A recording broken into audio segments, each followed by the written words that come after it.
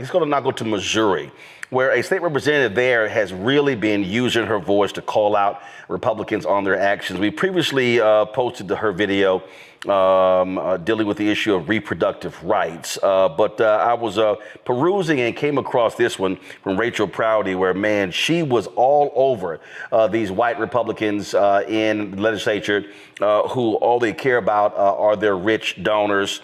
These are the same people who love taking over the police departments in Kansas City and St. Louis, but in the only two departments in the whole state where they want to control. And so it was a bill that would increase property tax credits and sales tax exemptions for diapers and feminine hygiene products.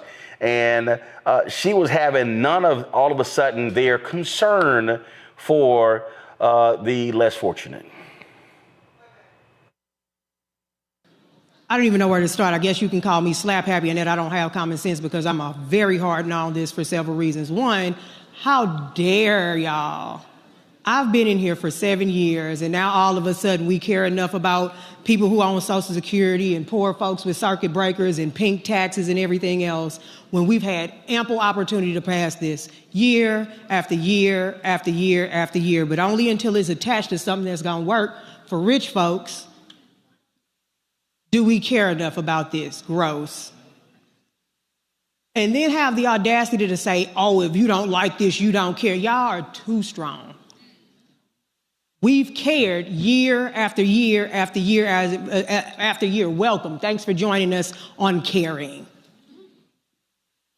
No, I don't care about the folks who got to go and buy boats. And you can put that on Facebook. I don't have any of those in my district.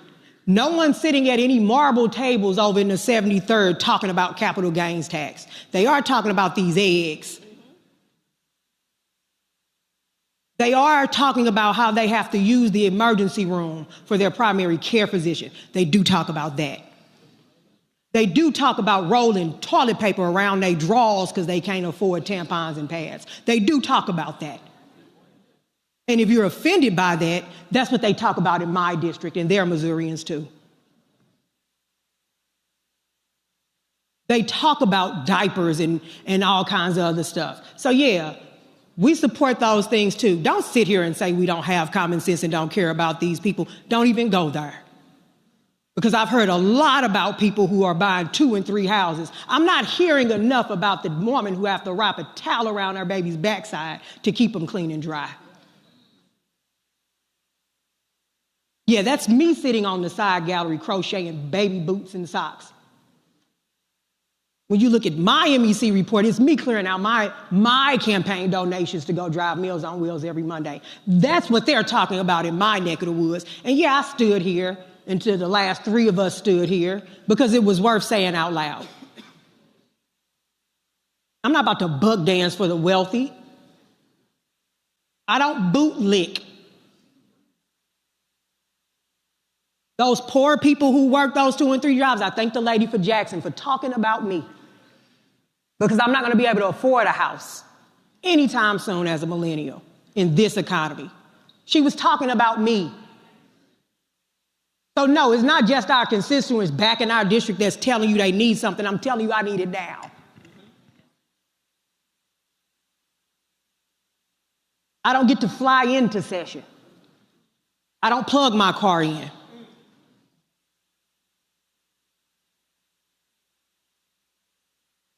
I have Walmart greeters in my family in their 60s and 70s. Y'all get to run for office.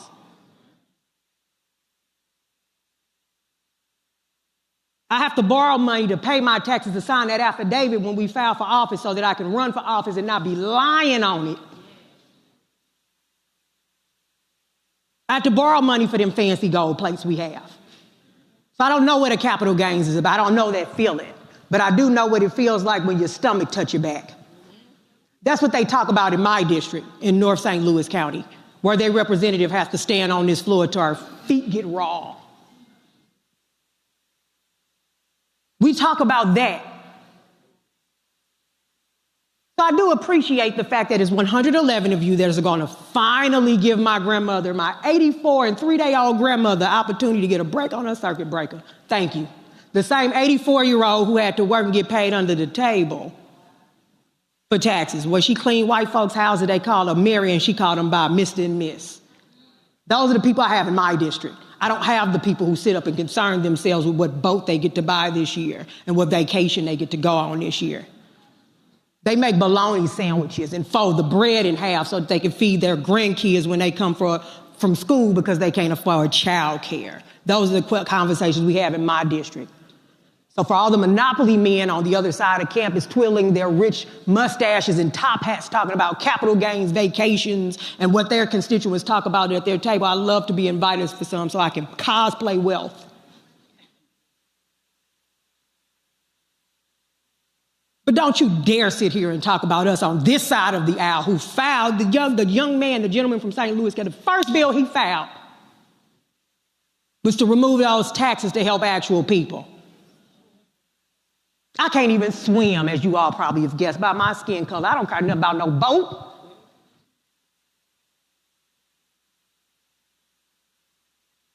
Just pass the bill and stop trying to act like it's us over here when it's been you all the whole time. I'm grateful that these things are on this bill. I am. I'm voting on it, but I'm grateful it's here.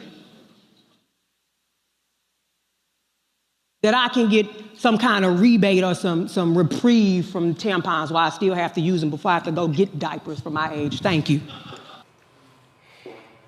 Folks, Representative Proudie joins us from Ferguson. Glad to have you on the show. What happened here? What was, how did this whole thing start? Because you went the hell off. Thank you, Mr. Roland. I tend to do that. This is certainly the place, if you are a Black woman, Democrat in Missouri, this is certainly the place to go off. What happens is what always happens in our legislature. We are profoundly outnumbered. We are in the super minority such that if not a single Democrat came to work, the Republicans have enough to do the business of the state of Missouri without us. And we get to this point in session where they do a little bit of legislative candy. They'll sprinkle some things that Missourians actually want. They're actually asking for, they actually call for on a bill to make it amenable to the average Missourian. And then try to play it like, if you don't vote for this, then you're against these things. And we've been filing these bills for years, decades, in fact. And so, and I wasn't going to speak on this particular bill, but I got offended. I got offended by the commentary going around, and I had to call it out. So what were they saying? Y'all don't care about regular folk? That's exactly right. They weren't saying too much about the capital gains tax, the underlying bill, but they were certainly saying something about the amendments, which, by the way, I'm a member of the House for now. The House did not put the pink tax, to remove the tax from circuit breakers from seniors, or the pink tax to remove it off sanitary items. They did that in the Senate, and it was a deal made by Senate Democrats, or they were going to filibuster the bill completely. And so that's exactly right, Mr. Roland. That's exactly what they were saying, and they weren't about to call me a liar or play with me in my face. So. You talk about, again, them having a supermajority. I take it that's due to partisan gerrymandering. Without question. We are one of 12 states in Missouri that have term limits, for better or for worse. For worse here, because whereas we have term limits, lobbyists, the same lobbyists who push things like the removal of the capital gains tax, they don't. And so, yes, sir, absolutely partisan gerrymandering where Democrats are largely confined to Jackson County, where Kansas City in part is, in St. Louis City, the city of St. Louis and St. Louis County, where I represent. Questions from a panel. Candace, go right ahead. So I'm just curious, what has been the response from your constituents? I mean, it really makes a difference when people speak up on their behalf and ask for a sense of humanity from those people who they've elected to put into office. Yes, ma'am. And I've been profoundly blessed in that here in Missouri, we have open primaries. And so, I represent North St. Louis County. Ferguson, where I actually live, is in my district. I have Kinloch, which is the oldest Black municipality in the state of Missouri. My constituents, Black, white, Democrat, Republican, Libertarian, Not so much the libertarians, because libertarians tend to think taxation is theft unless they call the police. They certainly want them to come. Notwithstanding, they are like, yes, absolutely. We are at a point where eggs here are about $7, $8, depending on where you live in St. Louis County. We have 88 municipalities. You can live across the street. Your sales tax and local tax could be upwards of 9%. Everybody wants a little bit more money in their pocket, and we're not asking for more taxes on anybody. We certainly want the wealthy to pay their fair share.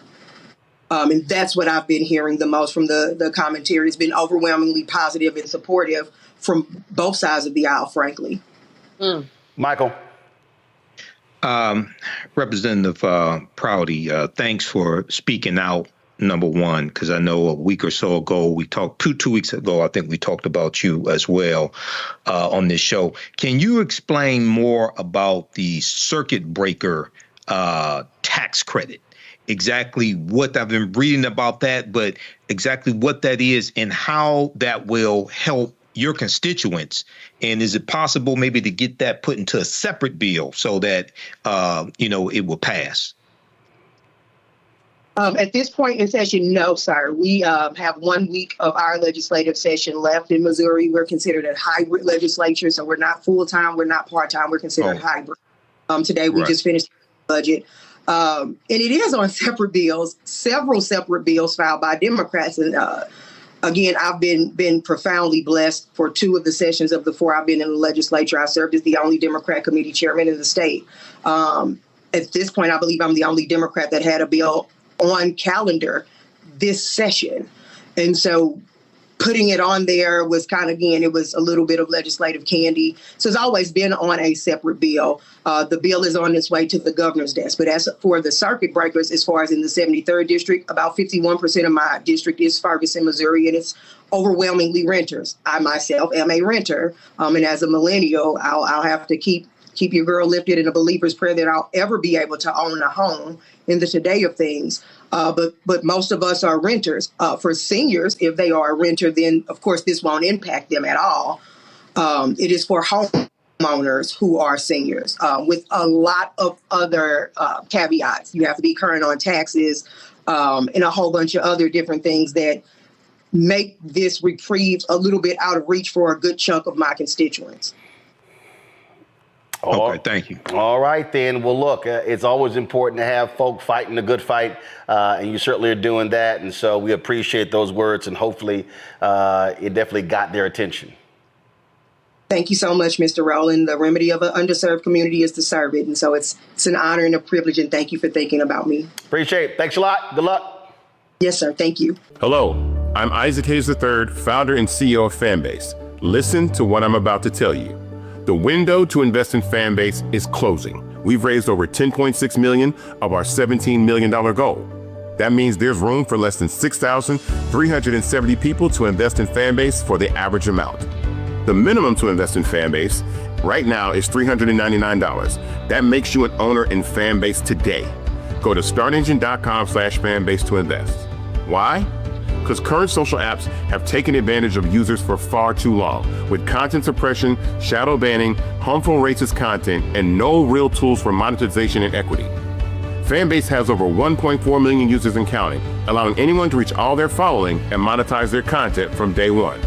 Social media is the new TV, and whoever owns the apps that distribute that content have the opportunity to own potential billion-dollar companies. While big platforms with uncertain futures are failing to serve their users, Fanbase is stepping up to fill the gap. Don't wait until it's too late. Invest now, invest for yourself and your future. Go to startengine.com/fanbase and own the next generation of social media.